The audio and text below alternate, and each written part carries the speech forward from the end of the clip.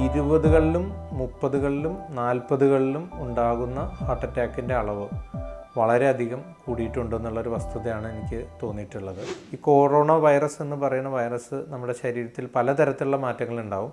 അതിൽ ഒരു മാറ്റം എന്ന് പറയുന്നത് നമ്മുടെ ഹൃദയ ധമനിയിലെ കോട്ടിങ്, ആ ലൈനിങ്ങിൽ വരുന്ന ഇൻഫെക്ഷൻ, സഡൻ ആയിട്ടുള്ള ഹാർട്ട് അറ്റാക്ക് വരുന്നത്. അതുപോലെ തന്നെ മൾട്ടിപ്പിൾ ബ്ലോക്കുകൾ എന്ന് വെച്ച് കഴിഞ്ഞാൽ 30 വയസ്സും 40 വയസ്സുള്ളവരായിരിക്കും, പക്ഷേ അവർക്ക് ഒരു ബ്ലോക്കല്ല ഒന്നിലേറെ രക്തധമനികളിൽ തടസ്സമുണ്ടാകുന്നതായിട്ടും ഒരു ഒബ്സർവേഷൻ എനിക്ക് പറയാനായിട്ട് സാധിക്കും. ഒരു 40 വയസ്സിന് ശേഷം ചെയ്താൽ മതി എന്ന് പറഞ്ഞെടുത്ത് നമ്മളിപ്പം പലപ്പോഴും ഒരു 20-25 ഇയേഴ്സ് കഴിയുമ്പോൾ തന്നെ നമ്മൾ ഒരു ബേസിക് കാര്യങ്ങളെല്ലാം ചെക്ക് ചെയ്യുന്നത് വളരെ നല്ലതായിരിക്കും.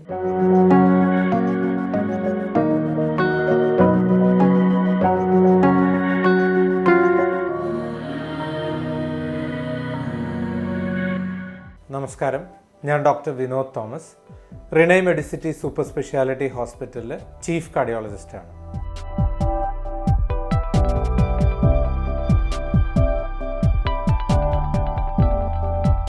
കോവിഡ് ഇൻഫെക്ഷന് ശേഷം ഇപ്പോൾ ഒരു കാർഡിയോളജിസ്റ്റ് എന്നുള്ള രീതിയിൽ, ഇപ്പം ഞാനൊരു ഒരു പ്രാക്ടീസിങ് കാർഡിയോളജിസ്റ്റ് എന്നുള്ള രീതിയിൽ ഞാൻ ഒബ്സർവ് ചെയ്തിരിക്കുന്ന ഒരു വളരെ പ്രധാനപ്പെട്ട ഒരു ഇതെന്ന് വെച്ച് കഴിഞ്ഞാൽ, ചെറുപ്പക്കാരിൽ എന്ന് വെച്ചാൽ ഒരു 20കളിലും 30കളിലും 40കളിലും ഉണ്ടാകുന്ന ഹാർട്ട് അറ്റാക്കിൻ്റെ അളവ് വളരെയധികം കൂടിയിട്ടുണ്ടെന്നുള്ളൊരു വസ്തുതയാണ് എനിക്ക് തോന്നിയിട്ടുള്ളത്.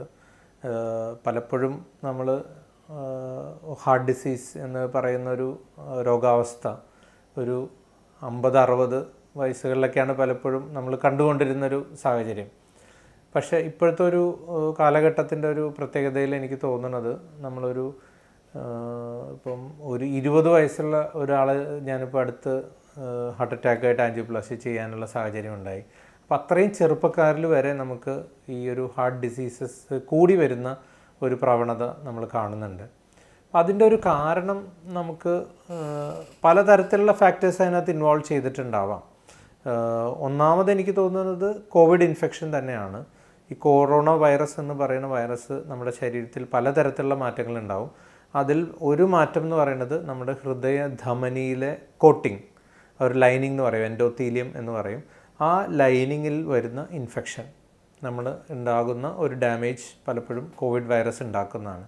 അപ്പോൾ ആ ഇൻഫെക്ഷൻ വന്നതിന് ശേഷം ഉണ്ടാകുന്ന രക്തധമനിയിൽ ഉണ്ടാകുന്ന മാറ്റങ്ങൾ ഈ ഒരു പ്രോസസ്സിന് സ്പീഡ് കൂട്ടുന്ന ഒരു ഇതായിട്ട് എനിക്ക് പലപ്പോഴും തോന്നിയിട്ടുണ്ട്.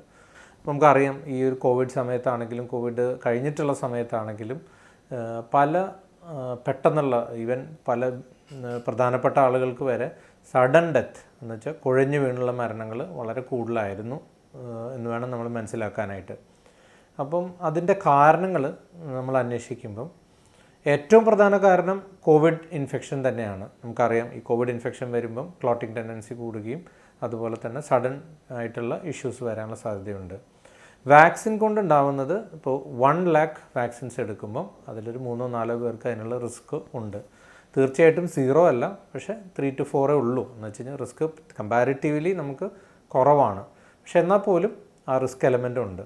ആ റിസ്ക് എലമെൻറ്റിൻ്റെ മാക്സിമം ഡ്യൂറേഷൻ, അതിൻ്റെ ഏറ്റവും തീവ്രമായിട്ട് നമുക്ക് ഈ ഒരു പ്രശ്നം അനുഭവപ്പെടുന്നത് ആദ്യത്തെ 3 മുതൽ 6 മാസം വരെയാണ് അതിന് ശേഷമുള്ളത്. അപ്പോൾ നമുക്കറിയാം, ഇപ്പോൾ പല ആൾക്കാരും നമ്മളിപ്പം വാക്സിൻ എടുത്തിട്ടിപ്പം ഒരു 1-2 വർഷമൊക്കെ തീർച്ചയായിട്ടും ആയിട്ടുണ്ടാവും.